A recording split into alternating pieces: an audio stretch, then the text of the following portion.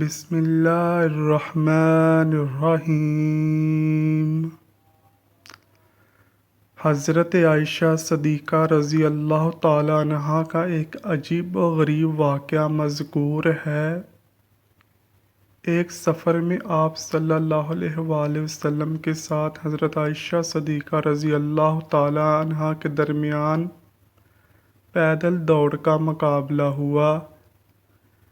حضرت عائشہ صدیقہ رضی اللہ تعالی عنہا جیت گئیں۔ پھر کبھی سفر میں دوبارہ ایسا مقابلہ پھر ہوا اور اب کے بعد ام المومنین ہار گئیں۔ آپ صلی اللہ علیہ وآلہ وسلم نے فرمایا عائشہ حساب برابر ہوا۔ حضرت عائشہ صدیقہ رضی اللہ تعالی عنہا چونکہ کم عمر میں ہی آپ صلی اللہ علیہ وآلہ وسلم کے نکاح میں آ گئی تھیں، اس لیے کم سنی کے شوق اور تقاضے اب بھی باقی تھے۔ آپ ان کی دل جوئی کے لیے ان کے شوق اور جائز خواہشات کی تکمیل کا بھی لحاظ رکھتے تھے۔ ان کی سہیلیاں آپ صلی اللہ علیہ وآلہ وسلم کے یہاں ان کے ساتھ کھیلتی اور گاتی تھیں، اور آپ صلی اللہ علیہ وآلہ وسلم کی طرف سے اس کی اجازت بھی تھی۔ بلکہ اگر سہیلیوں کو آپ صلی اللہ علیہ وآلہ وسلم کی وجہ سے کھیلنے میں تکلیف ہوتی تو آپ صلی اللہ علیہ وآلہ وسلم خود باہر تشریف لے جاتے اور ان لڑکیوں کو حضرت عائشہ رضی اللہ تعالی عنہا کے پاس بھیج دیتے۔ ان کے شوق میں تکمیل کا سلسلہ ایک واقعہ اور حدیث کے مطابق کتابوں میں مروی ہے کہ ایک مرتبہ عید کے دن آپ صلی اللہ علیہ وآلہ وسلم کے گھر کے سامنے مسجد نبوی صلی اللہ علیہ وآلہ وسلم کے صحن میں کچھ حبشی لوگ نیزہ بازی کا مظاہرہ کر رہے تھے۔ حضرت عائشہ صدیقہ رضی اللہ تعالی عنہا کا اس کو دیکھنے کا شوق پیدا ہوا۔ آپ صلی اللہ علیہ وآلہ وسلم نے ان کا کھیل دکھانے کا اہتمام اس طرح سے فرمایا کہ خود دروازے پر کھڑے ہو گئے اور اپنے پیچھے غالباً پردے کے خیال سے حضرت عائشہ صدیقہ رضی اللہ تعالی عنہا کو کھڑا کر لیا، اور آپ صلی اللہ علیہ وآلہ وسلم کی آڑ میں کھڑے ہو کر آپ صلی اللہ علیہ وآلہ وسلم کے کندھے اور کان کے درمیان سے کافی دیر تک کھیل دیکھتی رہیں۔ آپ صلی اللہ علیہ وآلہ وسلم نے ان کے خیال سے مسلسل کھڑے رہے۔ ایک دن حضرت عائشہ صدیقہ رضی اللہ تعالی عنہا روٹھ گئیں۔ کسی گھریلو اور نجی بات پر شوہر سے اختلاف ہو گیا، جذبات ذرا تلخ ہو گئے۔ خدا کے رسول صلی اللہ علیہ وآلہ وسلم صبر و تحمل سے کام لیتے رہے، لیکن حضرت عائشہ صدیقہ رضی اللہ تعالی عنہا کی آواز ذرا بلند ہو گئی۔ حضور صلی اللہ علیہ وآلہ وسلم مسکرا مسکرا کر بات سمجھاتے رہے، لیکن حضرت عائشہ صدیقہ رضی اللہ تعالی عنہا اسی طرح زور زور سے بولتی رہیں۔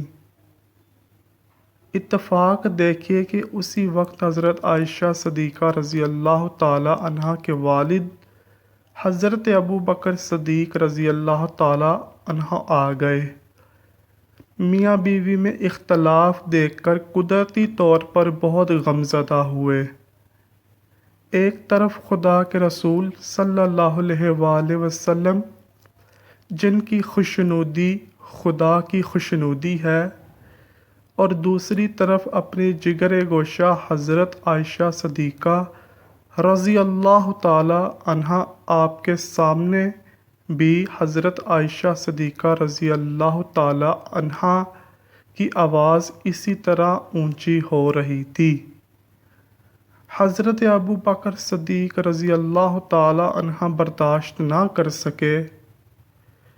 ہائے تم خدا کے رسول صلی اللہ علیہ وآلہ وسلم سے بحث کر رہی ہو، تمہاری جرت اب اتنی بڑھ گئی۔ غصے میں اٹھے اور ہاتھ اٹھا کر مارنا ہی چاہتے تھے کہ درمیان میں فخر کائنات صلی اللہ علیہ وآلہ وسلم آ گئے۔ حضرت عائشہ صدیقہ رضی اللہ تعالی عنہا سہم کر بیٹھ گئیں۔ حضرت ابو بکر صدیق رضی اللہ تعالی عنہ غصے میں باہر چلے گئے۔ خدا کے رسول صلی اللہ علیہ وآلہ وسلم کیسے برداشت کر سکتے تھے کہ ان کی حبیبہ حضرت عائشہ صدیقہ رضی اللہ تعالی عنہا کے نازک دل کو ٹھیس لگے۔ آپ صلی اللہ علیہ وآلہ وسلم حضرت عائشہ صدیقہ رضی اللہ تعالی عنہا کے قریب گئے اور پیار بھرے انداز میں کہا، کہو عائشہ کیسے بچایا؟ حضرت عائشہ صدیقہ رضی اللہ تعالی عنہا مسکرا پڑیں، رسول اللہ صلی اللہ علیہ وآلہ وسلم سے لپٹ گئیں۔ یا رسول اللہ صلی اللہ علیہ وآلہ وسلم، مجھے معاف کر دیجئے، نہ جانے مجھے کیا ہو گیا تھا۔ رسول اللہ صلی اللہ علیہ وآلہ وسلم کے چہرے مبارک پر خوشی کی لہر دوڑ گئی۔ کچھ دنوں کے بعد حضرت ابو بکر صدیق رضی اللہ تعالی عنہ پھر بیٹی سے ملنے آئے تو دیکھا مثالی شوہر اور میاں بیوی کے گھریلو حالات میں مثالی خوشگواری ہے۔ کیوں نہ ہوتی امت کے لیے یہی تو نمونے کا پیمانہ ہے۔ حضرت ابو بکر صدیق رضی اللہ تعالی عنہ پیار محبت کی فضا دیکھ کر بہت مسرور ہوئے۔ خدا کے رسول صلی اللہ علیہ وآلہ وسلم سے فرمایا، یا رسول اللہ صلی اللہ علیہ وآلہ وسلم، ایک دن آپ دونوں کی لڑائی میں شریک ہوا، اس صلح اور پیار محبت میں بھی شریک فرمائیے۔ اسی طرح رسول اللہ صلی اللہ علیہ وآلہ وسلم نے کہا، ہاں ضرور۔ حضرت عائشہ صدیقہ رضی اللہ تعالی عنہا صرف 9 سال کی تھیں، سہیلیوں کے ساتھ جھولا جھول رہی تھیں کہ ان کی ماں حضرت ام رومان رضی اللہ تعالی عنہا نے ان کو بلاوا بھیجا۔ آپ حضرت عائشہ صدیقہ رضی اللہ تعالی عنہا کی رخصتی کا وقت تھا۔